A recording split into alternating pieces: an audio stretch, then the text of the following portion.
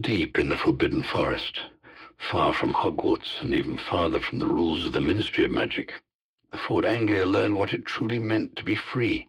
No spells ordered it where to go anymore, no hands gripped its steering wheel, and no voices shouted instructions. For the first time since its enchantment, it belonged only to itself. At first, the forest rejected it. Centaurs watched suspiciously from the shadows, bows ready.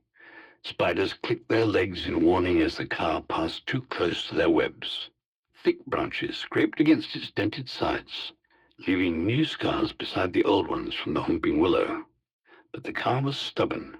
It had survived a violent crash.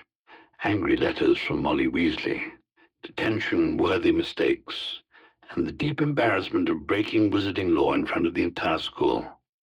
Compared to all that, the forest felt like a test it refused to fail. Over time, the Anglia adapted.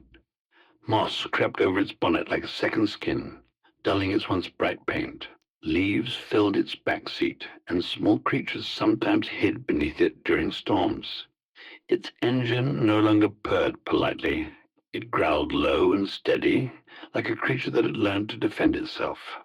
The car memorized the forest's paths, knowing where the ground would collapse into mud and where ancient roots formed safe bridges. It stopped flying for fun and used its magic only when necessary, becoming more instinct than invention, more beast than vehicle. Years passed, and the forest slowly accepted it. One night, a group of young witches and wizards wandered too far during detention, their lanterns shaking as unfamiliar sounds echoed around them.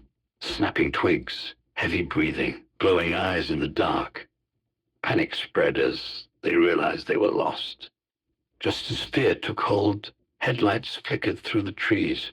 The Ford Anglia burst forward, horn blaring like a battle cry, charging between the students and danger. Creatures scattered, branches broke, and the car stood its ground until the children were safely driven to the forest's edge. Without waiting for thanks, it turned and vanished back into the darkness. Stories began to spread. Some whispered of a metal beast guarding lost travelers. Others claimed the forest itself had grown wheels. Hagrid only smiled into his beard and said nothing. He knew exactly what it was. Far away, Arthur Weasley sometimes paused while tinkering with a muggle gadget, feeling a strange warmth in his chest. He never spoke of it, but he liked to believe the Anglia had forgiven him. The Ford Anglia never returned to the driveway. It never returned to Hogwarts. But it became something far greater than a flying car.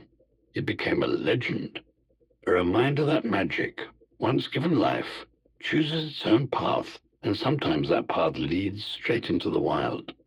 And so ends today's story from the magical world of Harry Potter. I hope you enjoyed turning these pages with me and revisiting a small piece of magic from long ago.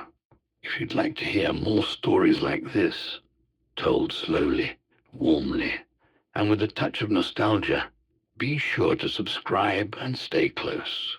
Many more tales from the wizarding world are waiting to be told. Until next time, rest well, and let the magic live on between the pages.